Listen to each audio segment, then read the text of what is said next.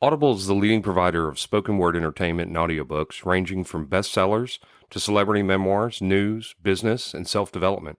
Every month, members get 1 credit to pick any title, plus 2 Audible originals from a monthly selection, and access to daily news digests from the New York Times, the Wall Street Journal, and the Washington Post, as well as guided meditation programs. Between a full-time job in IT and a full-time job in podcasting, it gets harder and harder to sit down and read the books I'm interested in. This is where Audible comes in. I can listen on my daily commute, relaxing, or while out running errands and still get in the books I've been wanting to get into. You can download titles and listen offline anytime, anywhere. The app is free and can be installed on all smartphones and tablets. Now you can try Audible risk-free with a special 30-day free trial by visiting audibletrial.com/Nerdery and Murdery. That's audibletrial.com/Nerdery and Murdery. Don't let your busy life get in the way of that great book you've been wanting to read. Go get your free trial of Audible today. This podcast is sponsored by BetterHelp. This is Geoffrey, and we've talked about many times before that I experience problems and struggles with my mental health, and really without a healthy mind, being truly happy and at peace is hard. The good news is therapy does work. It's helped for me, but what is therapy exactly? It's whatever you want it to be. Maybe you're not feeling motivated right now and would like some tools to help. Or maybe you're feeling insecure in relationships at work, or you're not dealing well with stress. Whatever you need, it's really time to stop being ashamed of normal human struggles, and it's time to start feeling better because you deserve to be happy. And now you don't have to worry about finding an in-person therapist near you to help. BetterHelp is a customized online therapy that offers video, phone, and even live chat sessions with your therapist, so you don't have to see anyone on camera if you don't want to. It's much more affordable than in-person therapy, and you can start communicating with your therapist in under 48 hours. So join the millions of people who are seeing what online therapy is really about. It's always a good time to invest in yourself because you are your greatest asset. And there's a special offer to Nerdery and Murdery listeners. You can get 10% off your first month of professional therapy at betterhelp.com/Nerdery and Murdery. That's betterhelp.com/Nerdery and Murdery. Thanks again to BetterHelp for sponsoring this podcast. You're listening to the sweet sounds of Nerdery and Murdery. You're an idiot.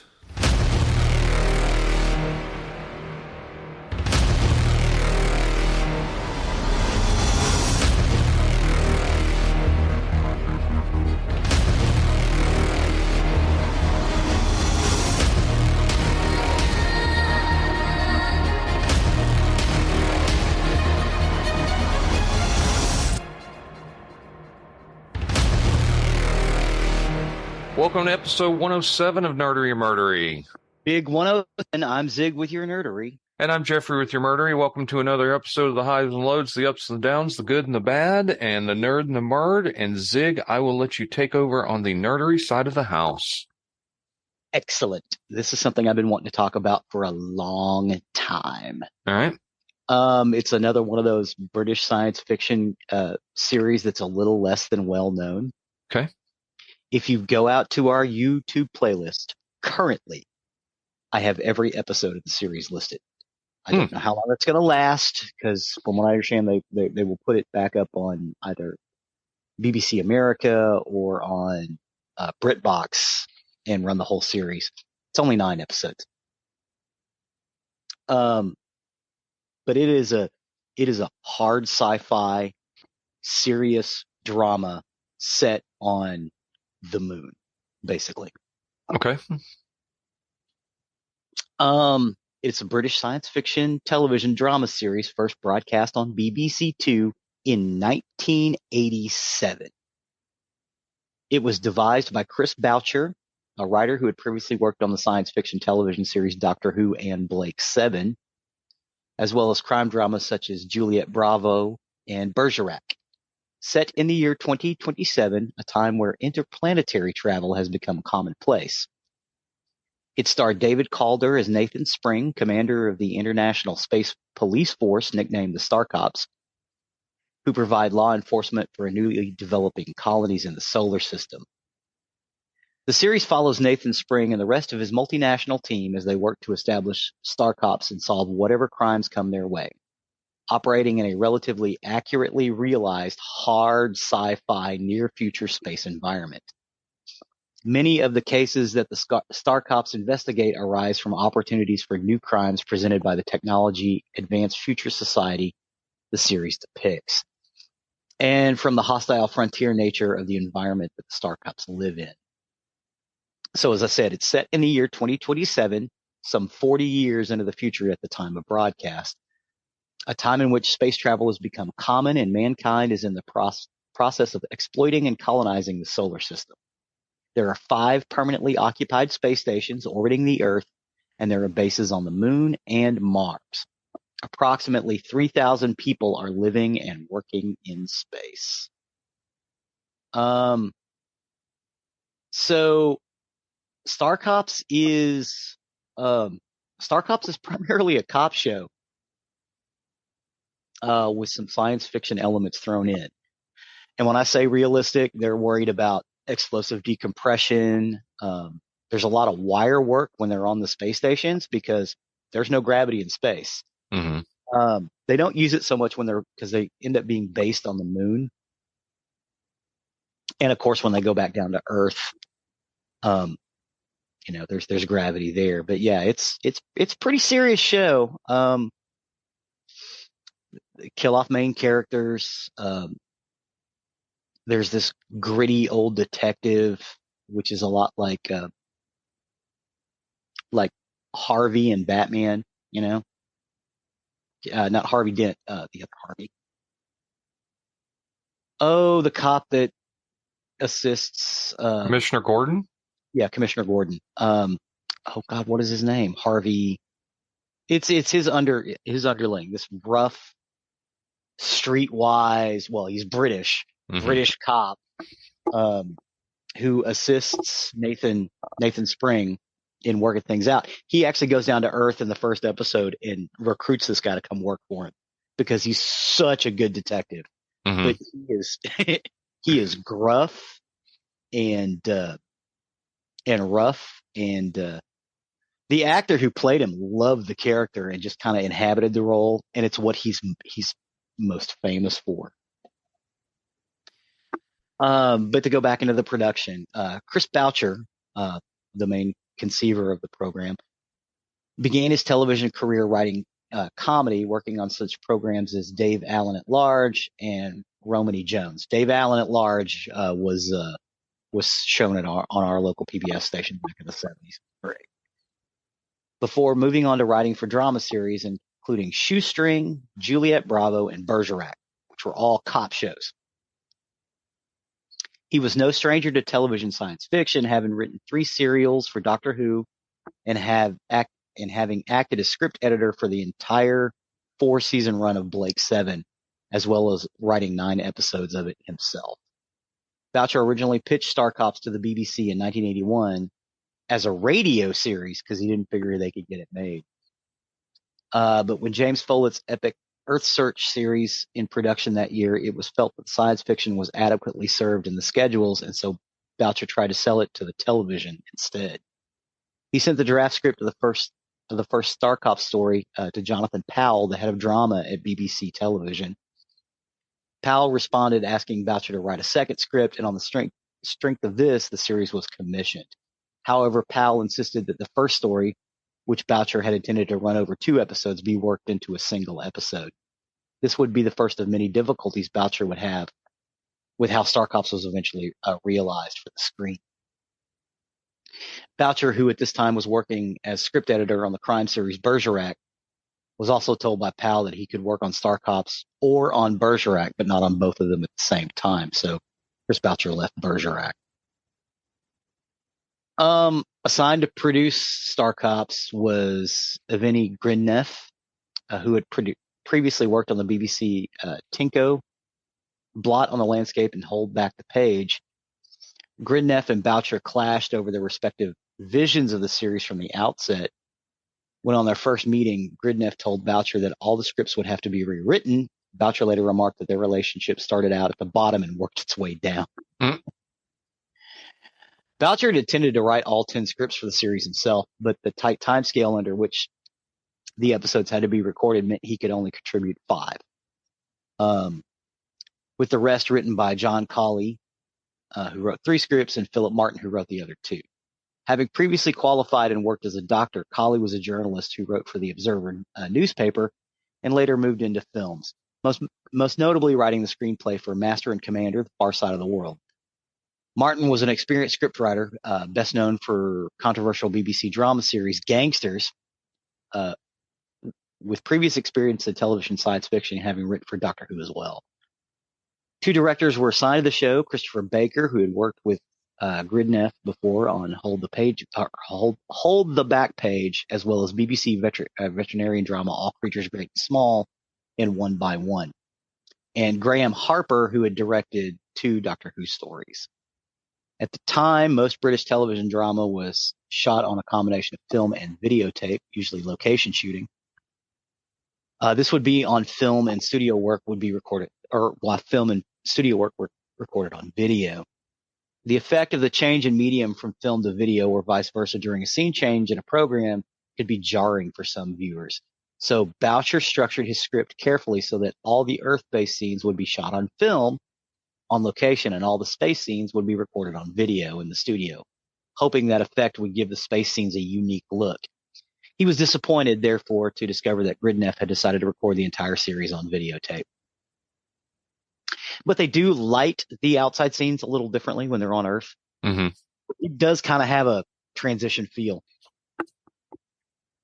They cast, as Nathan Spring, they cast David Calder, who was an experienced character actor with a reputation for tough guy roles, and best known at the time as a role of Detective Inspector George Resnick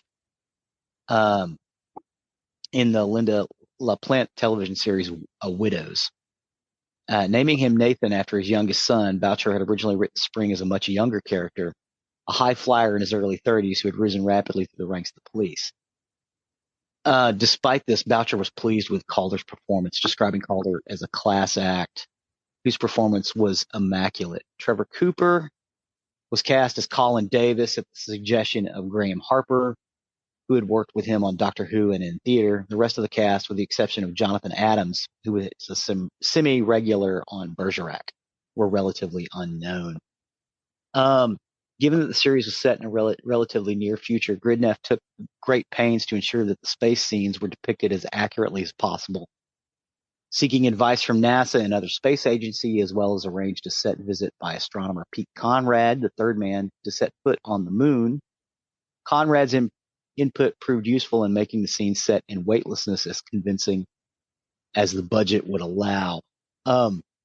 Yeah, the weightless scenes are pretty cool. You cannot see the wires. You can kind of tell they're on wires, but they took great pains to hide the wires when they were doing the wire work.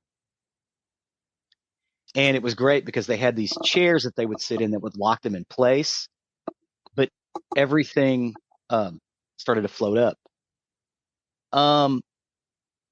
Assistance was also received from aerospace manufacturers, the McDonnell Douglas Corporation, who provided stock footage of astronauts training in a water tank and received an on-screen credit in the first episode, An Instinct for Murder. Recording of the series began on 12 August 1986 with the first block of episodes, An Instinct for Murder, which was that first episode that was supposed to be 2. Conversations with the Dead and Intelligent Listening for Beginners, directed by Christopher Baker. This was followed by a block directed by Graham Harper, compromising Trivial Games and Paranoid Pursuits. The Case to Be Opened in A Million Years and In Warm Blood. Christopher Baker then returned to the director's chair for A Double Life and Other People's Secrets. Both directors had different versions of the overall look and feel of the series, with the initial block directed by Baker favoring a pristine, brightly lit approach. And this contrasted with the look preferred by Graham Harper, who drastically reduced the light levels, leaving many scenes illuminated only by computer monitor screens, and whose designer Malcolm Thornton dressed the sets in a messier and dingier fashion. When Baker returned for his second block of episodes, he sought to return to the brighter, cleaner look, which led to some continuity problems. I kind of disagree, because a lot of the stuff that he shot was based on the the lighter episodes were based on the space stations, and they were lit very well. The stuff that's set on the moon base is dingier. So I think having them go back and forth worked really well, because there is a definite difference between the sets on the moon and the sets set in the space station. Because they didn't start out on the moon. They ended up getting an office on the moon because, as Spring said, it would be better if we were grounded in the moon, because we're kind of halfway distant between the outgoing traffic and the satellites around Earth, which totally made sense.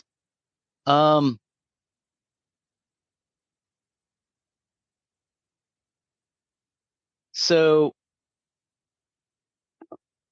deciding to introduce a new star cop, Anna Shaun, without consulting Boucher, the cast and the crew were well aware of the behind-the-scenes conflict with David Calder. Later recalled that there was uncertainty as to which direction the series should go on. Chris Boucher had been frequently critical of the way in which the series was realized, and since stated that, in retrospect, he wishes he had volunteered to produce the series himself.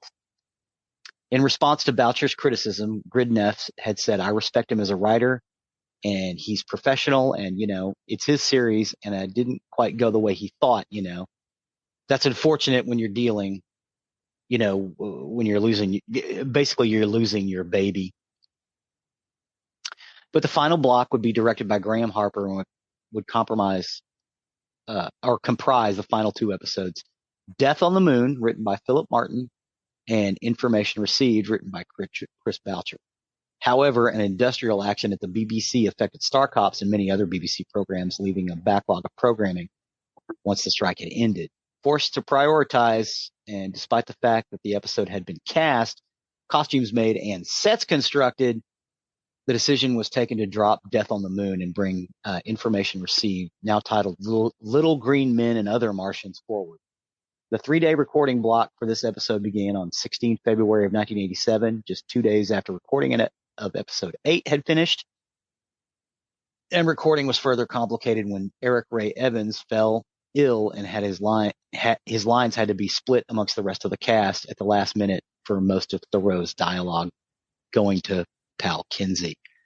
Production on Star Cops finally wrapped on 18th of February 1987. So they didn't actually make 10 episodes. They only made 9. The theme song of the series, titled It Won't Be Easy, was written and performed by Justin Hayward of the Moody Blues. I have included just the opening scene in our playlist, as well as every episode. And a little documentary that BBC Two made about the series in like 2000, 2001 with all of the cast, because they were all still alive then. The theme was produced by record producer Tony Visconti, who also composed with Hayward the incidental music for every episode. Gridneff hoped that the theme would act as a gentle method of enticing casual viewers into the series. Reaction to the music and Hayward's song in particular had generally been negative. SFX magazine in particular has been highly critical of the theme tune. In one issue, it was placed 29th in a list article titled "The 50 Worst Things About Sci-Fi Ever." Wow. Yeah, they did not like the theme song. I disagree. I think it sounds great. However, I did not realize the first time I saw this, and again, they ran this on KERA back in the late 80s, early 90s. I thought it was XTC. I did not realize it was Justin Hayward. Sorry. So for years I thought, man, I wish XTC would release this on something. So I kept going and looking in their albums, and I didn't realize it was Justin Hayward until much later on. I was like, oh, well, that would explain why I can't find the single anywhere. I think it's great. And it is a very, the song is called It Won't Be Easy. He's talking about going into space, that it won't be easy. It's great. And it's a great opening theme. The model work on this show is really good because it's like Space 1999. It is very industrial. It looks like actual spaceships that we would make, as opposed to the Enterprise, which is from the 23rd century. it's going to be way more advanced than something 50 years in the future. Mm-hmm. Honestly, a lot of the designs look a lot like the spacecraft that we're making now, which coincidentally enough is almost the time they set the series in. Right, right. There's one great episode's case to be opened in a million years, where someone sabotages basically a colony transport going to Mars and makes it miss its shot. They investigate it as a murder case. Even though the people on the ship, they could still communicate with them, they're still alive. It had to be prosecuted as attempted murder because they haven't actually died yet. But eventually those people are going to die because of that action that person took. It's very interesting. So, I mean, that's a very hard sci-fi thing. Yeah, we missed our trajectory. We're going to continue to hurtle out into space for, a million years. Mm-hmm. Because there's nothing there that can go and pick us up. So, yeah, the people on the ship help them investigate their own murders. That's a brilliant idea and very heady. Writer and critic Kim Newman has described the theme as the worst single theme tune of any TV show ever. Wow. Yeah, circling back. Star Cops was broadcast on Monday night at around 8:30 p.m. starting on the 6th of July, 1987 on BBC Two. Competition was provided on BBC One by the sitcoms Terry and June and the 9 o'clock news. The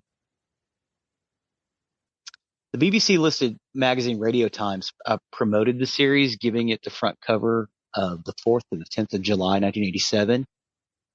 Edition accompanied by a 4-page article by Johnny Black. Inside, Star Cops performed poorly in the ratings with an average audience across the series of only 2.2 million viewers, which was not big in England back then. Now, that's huge numbers. But they've got a lot of other stuff to do, too. Chris Bouchard blamed the poor ratings on the time slot the show was given, stating there's nothing that ever gone out on BBC Two at 8:30 until 9:20.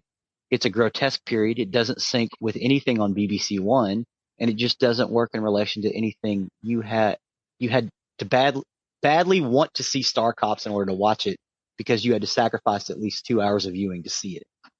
I could see why people didn't want to have that problem.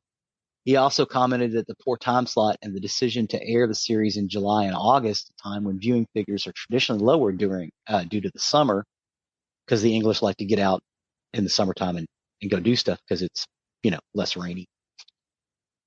Reflecting the fact that the Star Cops didn't have the confidence of the BBC management. The view is echoed by star David Calder, who has described the time slot as an act of sabotage and absurdity. Critical reaction to the show was generally negative. Writing in the Times following the broadcast of Conversations with the Dead, Andrew Hillslop wrote that Star Cops has neither the campiness of Star Trek nor the imagination of Doctor Who to overcome its technological limitations. Also in the Times, reviewing Intelligent Listening for Beginners, Martin Cropper found that some of the individual plot lines of the show invention of a sort, but the script is uniformly feeble. Meanwhile, in the Sunday Times, Patrick Stoddart was confused by the pilot of the case to be opened in a million years, asking readers, if you are following any of this, please write to me and explain. Well, sir, let me explain it to you. These people are on this ship. Someone sabotaged it. They are eventually going to die, and there's nothing they can do about it but help investigate their own murder. There you go. That's the episode in a nutshell. That guy's probably long gone.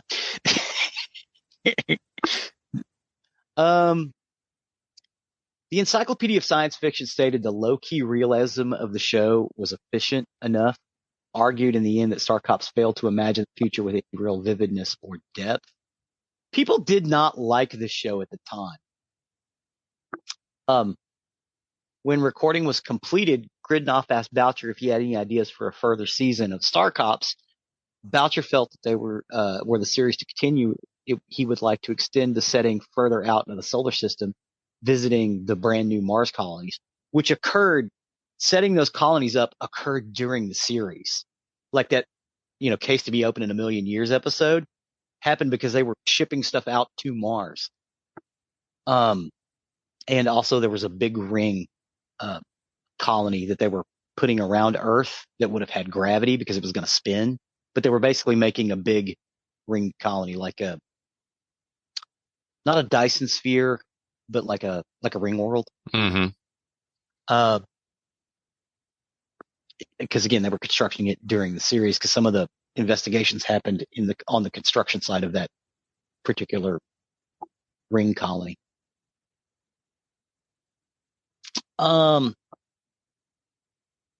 He would have liked to have introduced more characters in the Mars colony, some new regulars who would be based out of there.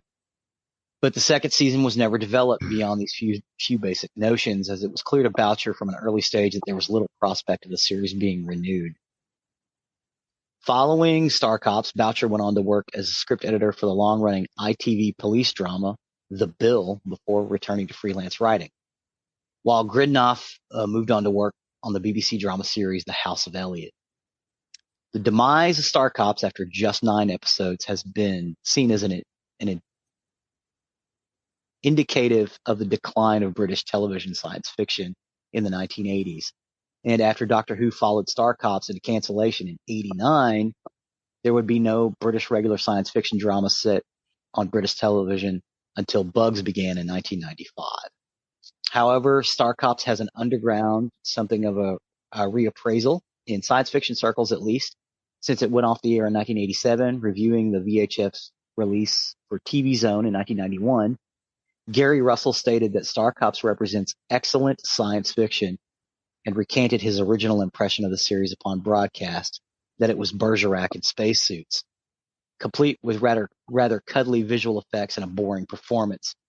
A retrospect article written by Keith Topping for Dreamwatch to mark the series' 10th anniversary in 1997 described Star Cops as a series that could and should have been one of BBC's most popular, influential, and entertaining productions of the era. Or at least one of these points, the series failed miserably. But certainly when it came to entertainment, it succeeded magnificently. In 1999, when science fiction magazine SFX asked an expert panel from the sci-fi fields, including Terry Pratchett and Stephen Baxter, to compile a list of the top 50 sci-fi shows of all time, Star Cops came 13th on the list. Yeah. They, of course, made a documentary about the show, recorded in part the series titled The Cult of, first broadcast on BBC4 on 28th of November 2006, which I have included in its entirety. It's about 20 minutes long, but it'll give you kind of a deep dive on Star Cops and the problems that they had. And the documentary concluded that Star Cops was, in fact, an overlooked gem.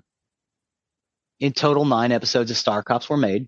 The 10th episode, titled Death on the Moon, was planned, but never finished. Star Cops has undergone something of a critical reappraisal and generally hailed for being a pretty good attempt at a moderately realistic, high frontier sci-fi series. Big Finish announced in November of 2017 that they would be releasing new Star Cops audio plays starring some of the surviving original cast members beginning in 2018.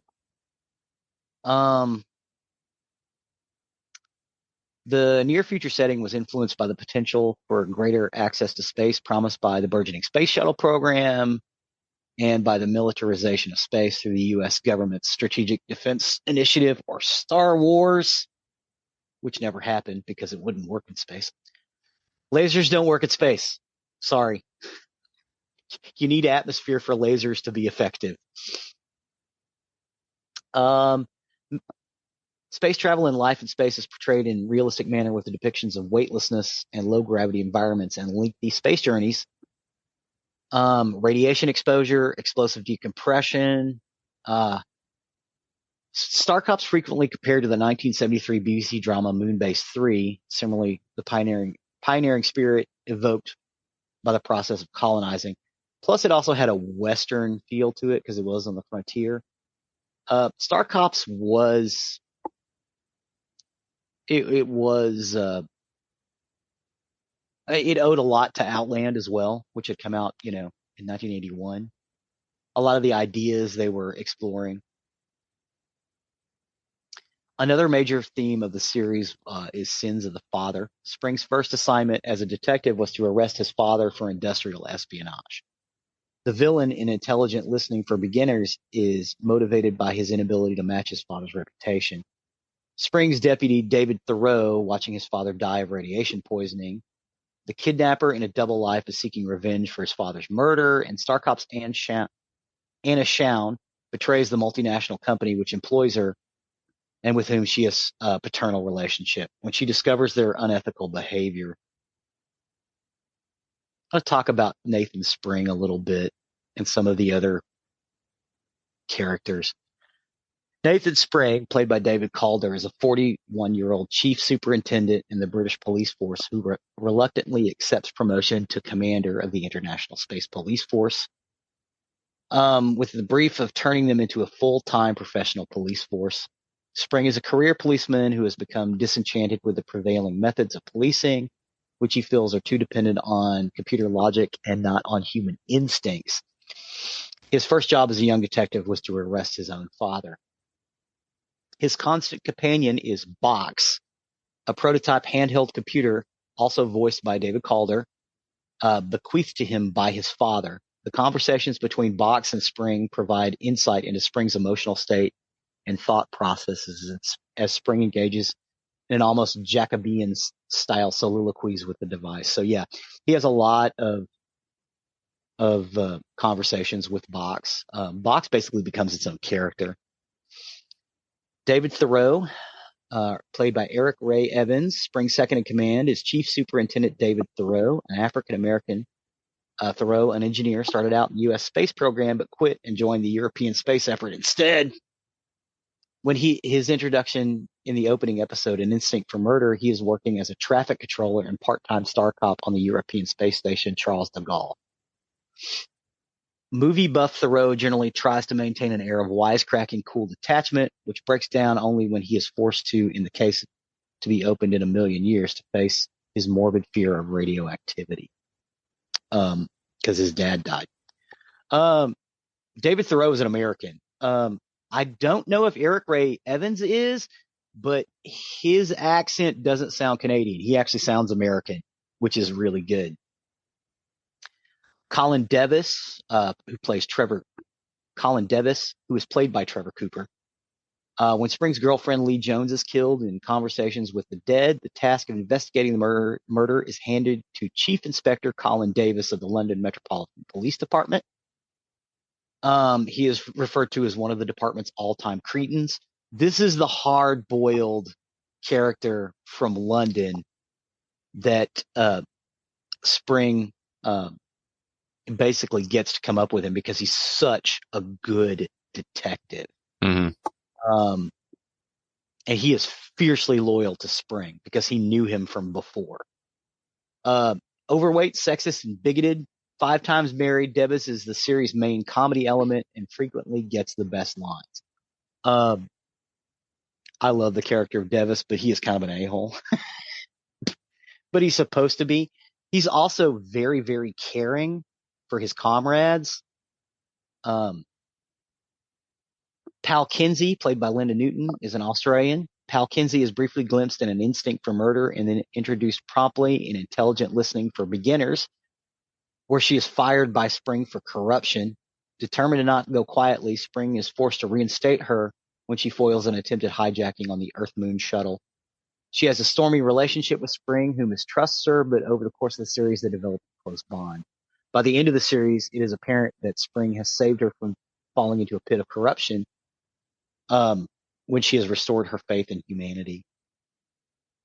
Anna Shaun, played by Sayo Inaba. Rounding out the team is Dr. Anna Shaun, a 29-year-old general physician from Japan. Spring takes her on when she is fired for betraying her employers, the multinational Hanamid Corporation. to the Star Cops in the episode In Warm Blood. Shawn's character has been criticized as racial stereotype, a charge that has also been leveled at other aspects of the series, such as depicting Italians as members of the mafia, Arabs as Islamists, and American as jingoistic warmongers. I disagree. Anna Shawn is a Japanese citizen. The reason that she sounds Japanese is because she's supposed to. She's not a bad speaker of English, you know. She's very competent, and she's a truly competent member of the team. And I don't see the racial stereotyping of Detective Shawn, originally Dr. Shawn. But she was fiercely loyal to the corporation which employed her at first.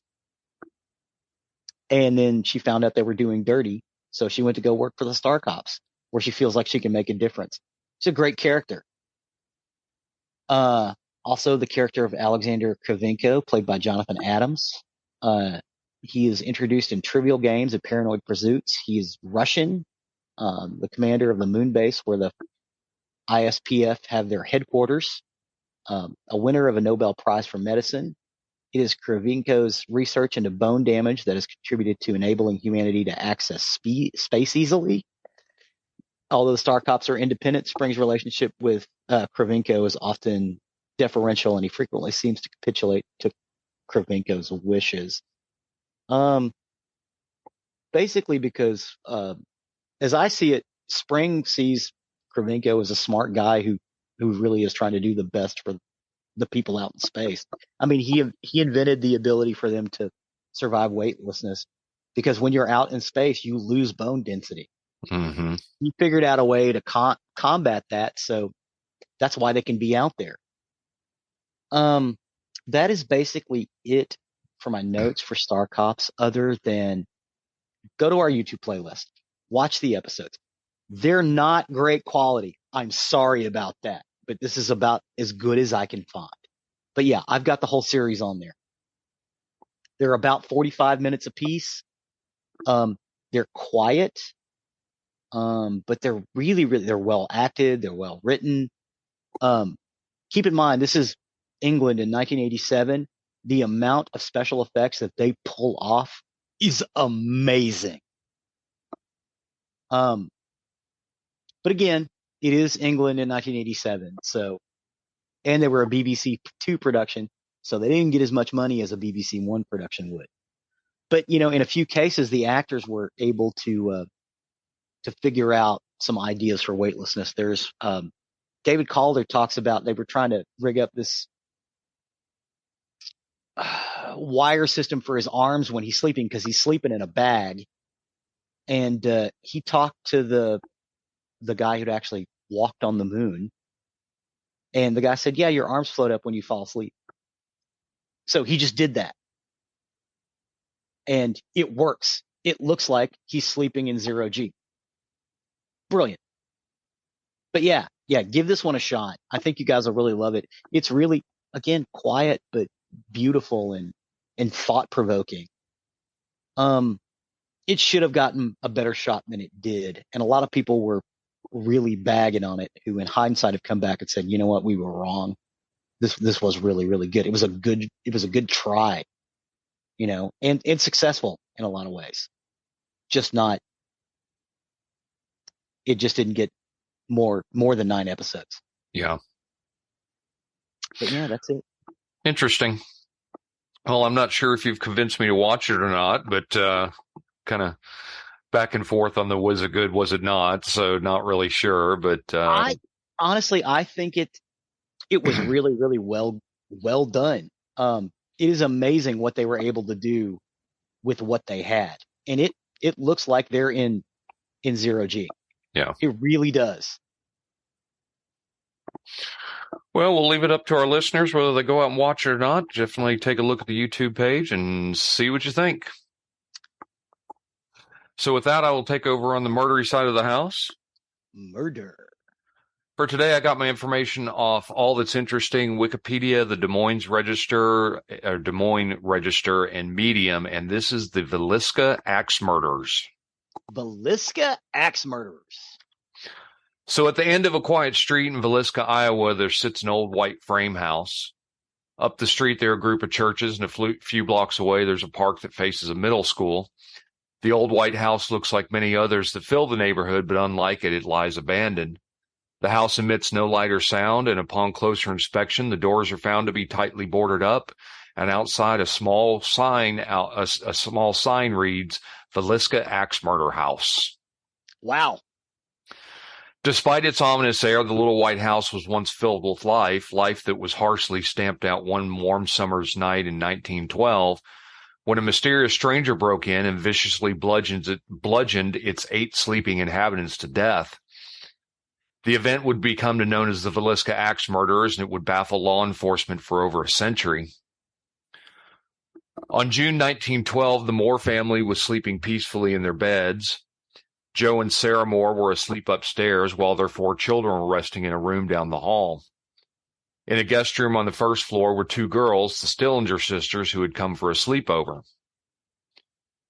Shortly after midnight, a stranger entered through the unlocked door, not an uncommon sight in what was considered a small, safe, friendly town, and plucked an oil lamp from a nearby table, rigging it to burn so low it supplied light for barely one person. On one hand, the stranger held the lamp, lighting the way through the house, and the other he held an axe. Ignoring the sleeping girls downstairs, the stranger made his way upstairs, guided by the lamp and seemingly unerring knowledge of the home's layout. He crept past the room with the children and into Mr. and Mrs. Moore's bedroom. He then made his way to the children's room and finally back down to the bedroom downstairs. In each room, he committed some of the grisliest murders in American history.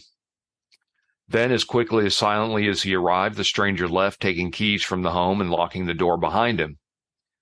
The Villisca Axe Murders may have been quick, but as the world was about to discover, they were unimaginably horrifying. The next morning, the neighbors became suspicious, noting that the usually rambunctious home was dead quiet. At 7 a.m. the next day, on June 10th, Mary Peckham, the Moore's neighbor, became concerned after she noticed that the family had not come out to do their morning chores. As a matter of fact, there was no activity in the Moore house at all. Peckham knocked on the Moore's door. When nobody answered, she tried to open the door and discovered it was locked. She alerted Joe's brother, who arrived to take a look.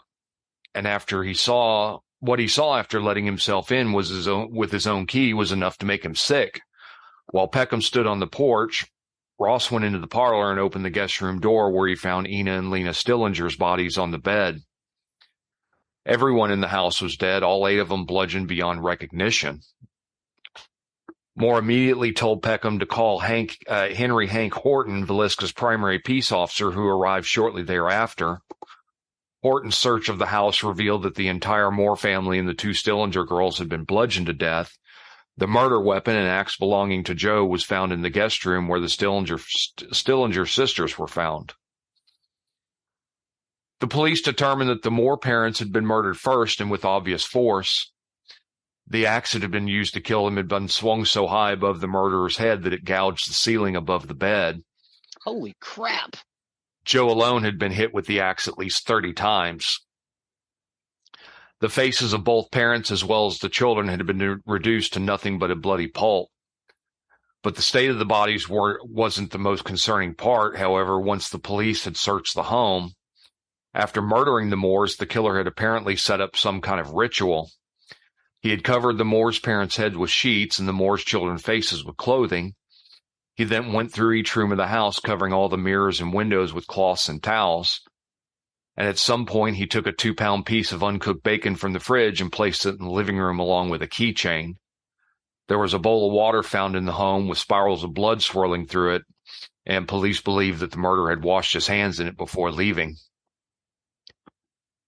By the time the police, the coroner, a minister, and several doctors had thoroughly perused the crime scene, word of the vicious crime had spread, and the crowd outside the home had grown. Doctors concluded that the murders had taken place between midnight and 5 a.m. Two spent cigarettes in the attic suggest that the killer or killers patiently waited in the attic until the Moore family and Stillinger guests were asleep. The killer or killers began in the master bedroom where Joe and Sarah Moore were sleeping. Joe received more blows from the axe than any other victim, and his face had been cut to such an extent that his eyes were missing. Herman, Mary Catherine, Arthur, and Paul were next bludgeoned in the head with the same manner as their parents. And afterwards, the murderer returned to the master bedroom to inflict more blows on the elder Moores, knocking over a shoe that had filled with blood before moving downstairs to the guest bedroom and killing Ina and Lena. Investigators believe that all the victims except for Lena Stillinger had been asleep when murdered. They thought she was awake and tried to fight back as she was found lying crosswise on the bed and with defensive wounds on her arm. Lena's nightgown was pushed up to her waist and she was wearing no undergarments, leading law enforcement speculation that the killer or killers sexually molested her or attempted to do so. Officials cautioned the townspeople against going inside, but as soon as the premises were clear, at least 100 townspeople gave in to their gross fascinations and traipsed through the blood-splattered home. One of the townspeople even took a fragment of Joe's skull as a keepsake. Gross. I don't get it. I don't either. And apparently this was not uncommon because we've talked about it a lot before. Mm-hmm. Like people just walk through a murder scene. Yep. As for the perpetrator of the Villisca Axe Murders, the police had shockingly few leads. A few half-hearted efforts to search the town and surrounding countryside were made, though most officials believed that with the roughly 5-hour head start that the killer had, he would be long gone. Bloodhounds were brought in, but with no success, as the crime scene had been fully demolished by the townspeople. A few suspects were named over time, though none of them panned out. The first was Frank Jones, a local businessman who had been in competition with Joe Moore. Moore had worked with Jones for 7 years in the farm equipment sales business before leaving and starting his own rival business. There was also a rumor that Joe was having an affair with Jones's daughter-in-law, though the reports were unfounded. The townspeople insist, however, that the Moores and the Joneses harbored a deep hatred for each other, though no one admits it was bad enough to spark murder. The second suspect seemed far more likely and even confessed to the murders, though he later recanted, claiming police brutality. Lynn George Jacqueline Kelly was an English immigrant who had a history of sexual deviancy and mental problems. Kelly was described as peculiar, reportedly having suffered from mental breakdown as an adolescent. As an adult, he was accused of peeping and several times asking young women to pose nude for him. On June 8, 1912, he came to Villisca to teach at the Children's Day services, which the Moore family attended on June 9, 1912. He left town between 5 a.m. and 5:50 a.m. on June 10, 1912, hours before the bodies were discovered.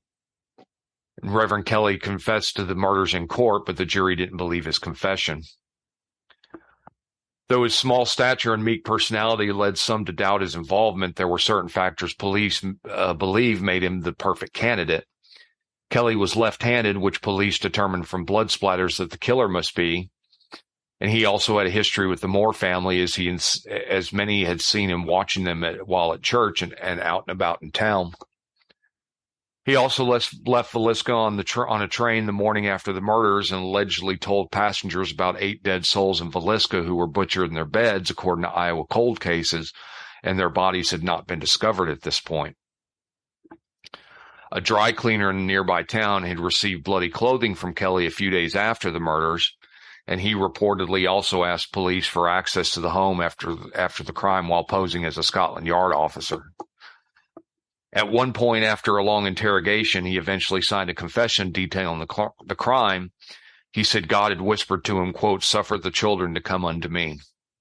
However, he almost immediately recanted, and a jury refused to indict him. In 1914, 2 years after the murders, Kelly was arrested for sending obscene material through the mail. He was sexually harassing a woman who applied for a job as his secretary. He was sent to the St. Elizabeth Hospital, the National Mental Hospital in Washington, D.C. And investigators speculated again that Kelly could be the murderer of the Moore family. In 1917, Kelly was arrested for the Villisca murder. The police obtained a confession from him. However, it followed many hours of interrogation, and Kelly later recanted, and after 2 separate trials, he was acquitted. Every transient and otherwise unaccounted for stranger was a suspect in the murders. Andrew Sawyer was one of those people. He was interrogated but not charged. He was also obsessed with the murders and slept fully clothed as if he was ready to make a clean getaway, and he also slept with an axe by his bed. Another theory was that Frank Jones, now a senator, hired William Blackie Mansfield to murder the Moore family. 9 months before the murders at Villisca, a similar case of axe murder occurred in Colorado Springs, Colorado. 2 axe murder cases followed in Ellsworth, Kansas, and Puyallup, Kansas. The cases were similar enough to raise the possibility of having been committed by the same person.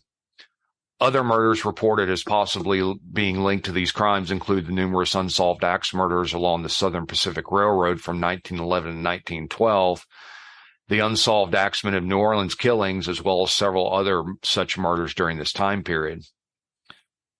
The murders in Colorado Springs were closely related in execution to those in the Moore house. H.C. Wayne, his wife and child, and Mrs. A.J. Burnham were found dead, murdered with an axe.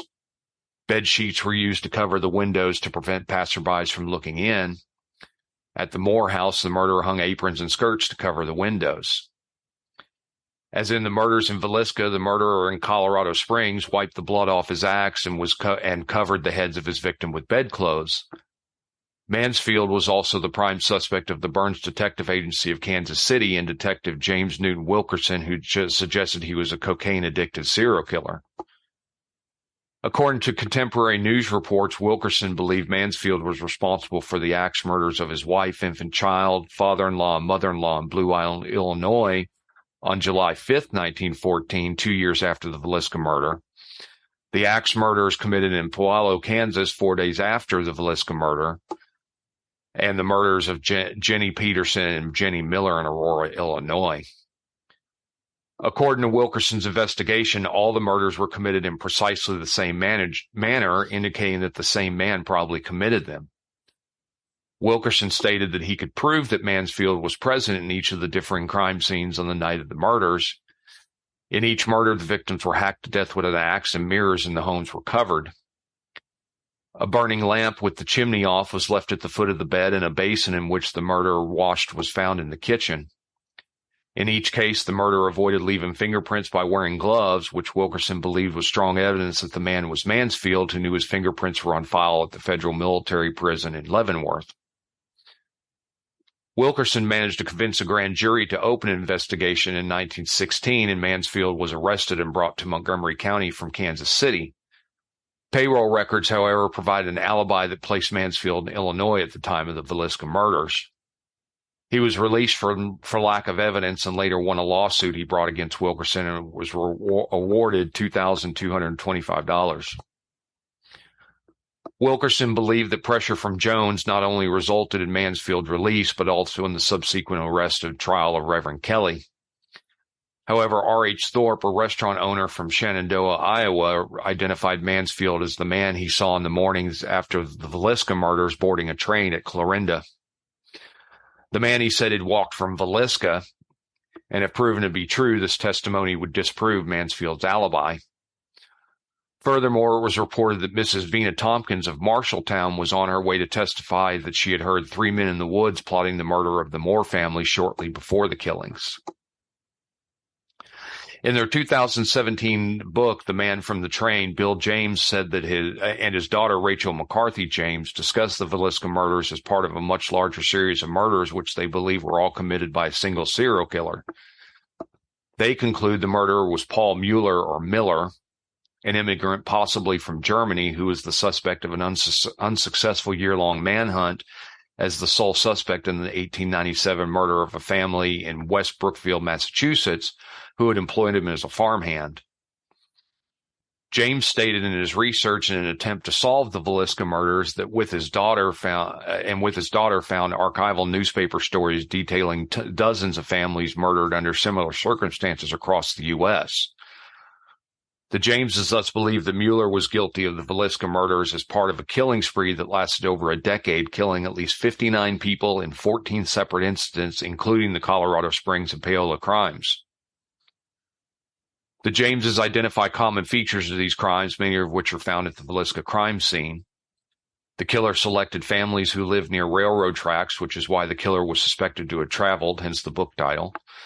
Seemingly struck in ambush at about midnight while the victims were asleep, used the brunt side of an axe rather than the blade to strike the victims in the head and the face, used an axe found at the victim's home and left in plain sight after the murders, covered the victims with blankets to prevent blood splatter, covered windows from inside the house, and locked the doors before departure.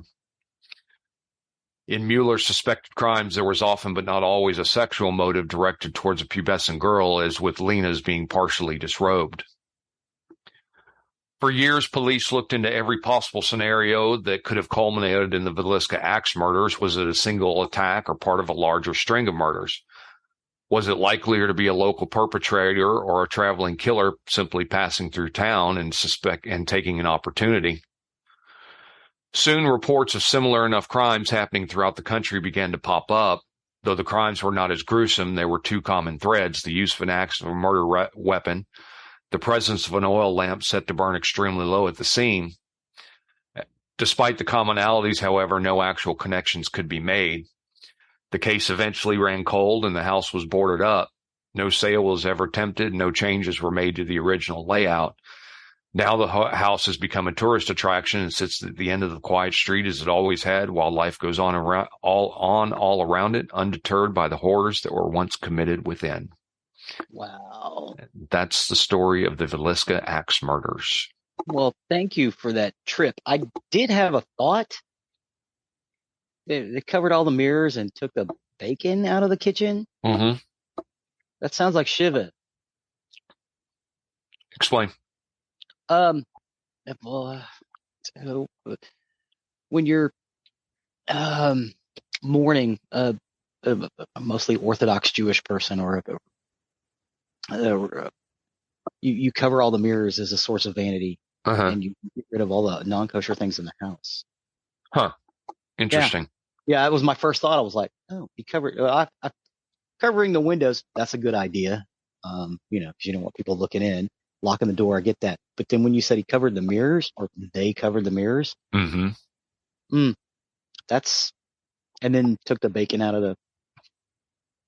Although technically they probably should have gotten it out of the house, but maybe they didn't want to touch it.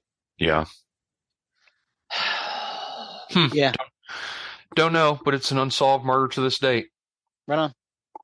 Well, thank you, sir. Thank you for taking that ride with me. It was an interesting ride. That'll take us to the end of another recording week. As always, you can find more information on this episode, including links and pictures, on nerderyandmurdery.com. You can also find the link to our YouTube page. Yes, our YouTube page, where we have a bunch of things that we like, especially for this episode. We have full episodes of Star Cops, as well as a couple of things that are kind of interesting. Awesome. Appreciate all the work you do on that. Thank you, sir. You can also find the link to our merchandise, where if you wish to show off your Nerdery and Murdery fandom, please do consider purchasing something from there.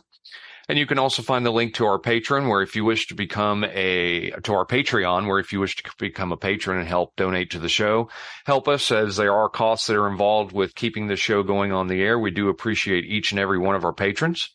Please and thank you. Please and thank you. And last but not least, please don't forget to leave a 5-star review wherever you can. It really helps us and helps others find our content that may be looking for us. So with that, I have been Zig with your Nerdery. And I'm Geoffrey with your Murdery. Cue the music.